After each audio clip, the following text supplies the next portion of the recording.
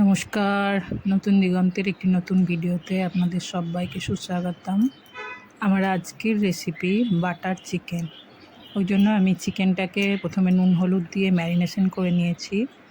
তারপর হচ্ছে লেবুর রস, আদা রসুনের পেস্ট আর 1 থেকে 2 চামচ দই, টক দই এখানে আমি ম্যারিনেশনের জন্য নিয়েছি।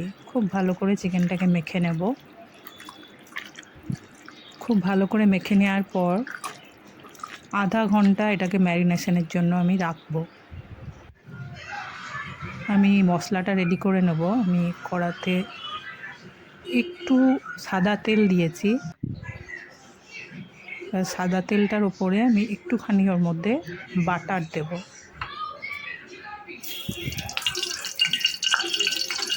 বাটারটা খুব বেশি গরম হতে দেওয়া চলবে না, তাহলে বাটারটা ধোঁয়া হয়ে যায়।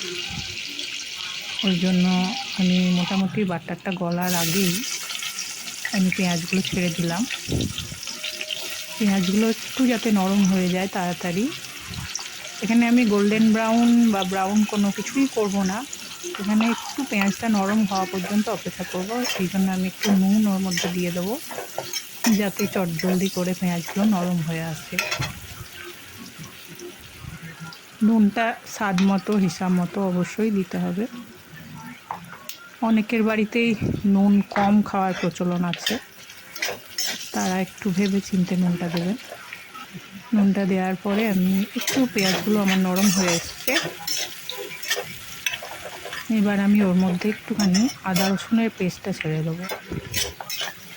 আদা রসুনের পেস্টটা আমি ম্যারিনেশনে কিছুটা দিয়েছিলাম, আর ওই পেস্টেরই কিছুটা আমি এই পেঁয়াজের সঙ্গে দিয়ে একটু ভেজে নেব, কাঁচা গন্ধটা দূর করার জন্য।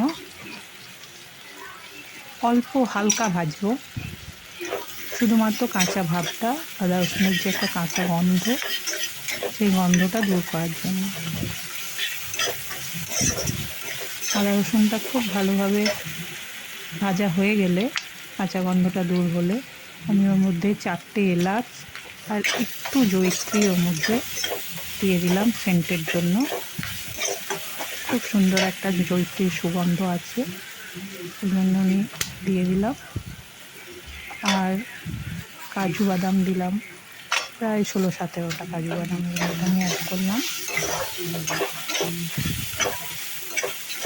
কাজু বাদামটা অ্যাড করার পরে কাজু বাদামটাকে একটু ভেজে নিচ্ছি। তারপরে আমি টমেটোটা অ্যাড করব।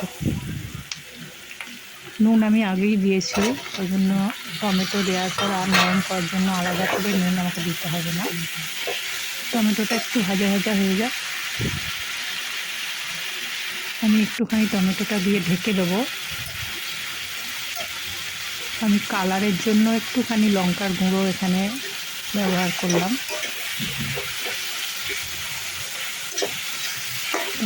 টমেটোটা নরম হওয়া পর্যন্ত আমি ওয়েট করব। টমেটোটা নরম হওয়ার জন্য একটু আমি ঢাকা দিয়ে দেবো কড়াইতে। প্রায় নরম হয়েই গেছে। এবার আমি এটাকে একপাশে রেখে ঠান্ডা হতে দেবো। খুব ভালো রকম করে ঠান্ডা হবে, যেন হাতে সহ্য হয় ওই ধরনের ঠান্ডা এটা করতে হবে। গরম টেস্ট করা চলবে না, ওই জন্য আমি এটাকে একপাশে রেখে দেবো এবার ঠান্ডা হওয়ার জন্য। আর ফ্রাইং প্যানে আমি এবার চিকেনগুলো ফ্রাই করবো আস্তে আস্তে। আমি বাটারেই ফ্রাই করব, ওই জন্য আমি ফ্রাইং প্যানে বাটার দিয়ে দিয়েছি। বাটারটাকে খুব বেশি গরম করব না,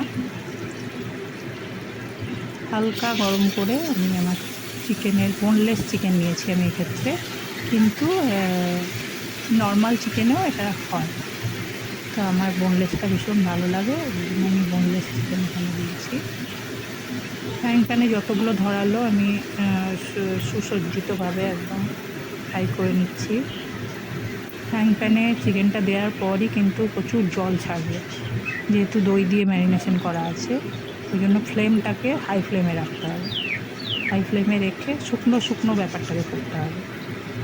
শুকনো শুকনো ব্যাপারটা হয়ে গেলেই আমি এমনি করে দুবারে ভেজে নিয়েছি চিকেনগুলোকে। আমি ওর মধ্যে এবার আমি একটা ফাইন পেস্ট করেছিলাম যে মশলাটা, ভাজা মশলাটা, সেই ফ্রাইং পেস্টটা আমি প্যানে দিয়ে দিলাম। চিকেনগুলো সব তুলে নিয়ে আমি ফ্রাইং প্যানে দিয়ে দিলাম। ফ্রাইং প্যানে পুরো মশলাটা আস্তে আস্তে করে দিয়েছি। আমার মনে হচ্ছে ফ্রাইং প্যানটা এখানে একটু ছোট হবে আমার যে পরিমাণ চিকেন বা গ্রেভি, ওই জন্য আমি আমার কড়াইতে এটাকে ট্রান্সফার করে নিলাম। আমার কড়াইতে ট্রান্সফার করে সব চিকেনগুলোকে ওর মধ্যে ছেড়ে দিয়েছি। আমার বাটার চিকেন রেডি। এবার আমি ওপর থেকে একটু বাটার দেব আর একটুখানি ক্রিম, আমি ওর মধ্যে, ক্রিমটা অপশনাল, অল্প নুন দিয়ে দিলাম ব্যালেন্স হওয়ার জন্য। কম হয়েছে তো ঠিকঠাক হয়ে যাবে। এই যে ফুটে উঠেছে আমার বাটার চিকেন, আমি এবার এর মধ্যে 1 চামচ থেকে 1.5 চামচ বাটার ছেড়ে দেবো আর ক্রিমটা উপর থেকে দেব। ক্রিমটা অপশনাল, থাকলে দিতে পারেন, না হলেও বাটার চিকেনের টেস্ট খুব সুন্দর হবে। ভিডিওটি ভালো লাগলে অবশ্যই চ্যানেলটিকে সাবস্ক্রাইব করবেন আর বেল আইকনটি প্রেস করে নতুন ভিডিও পাওয়ার জন্য বেল আইকনটি প্রেস করবেন। আমার বাড়িতে আজ আমি বাটার চিকেনটা ফ্রাইড রাইস দিয়ে সার্ভ করব। আপনারা যে কোনো লুচি, পরোটা বা বাঙালিরা তো ভাতের সঙ্গে খেতেই পারে। আমার বাটার চিকেন একদম রেডি। আমি ওপর থেকে ক্রিমটা অ্যাড করে দিলাম আর একটু সার্ভিং ডিশে আমি সার্ভ করে আপনাদেরকে দেখাবো। আমি সার্ভিং ডিশে সার্ভ করে দিচ্ছি।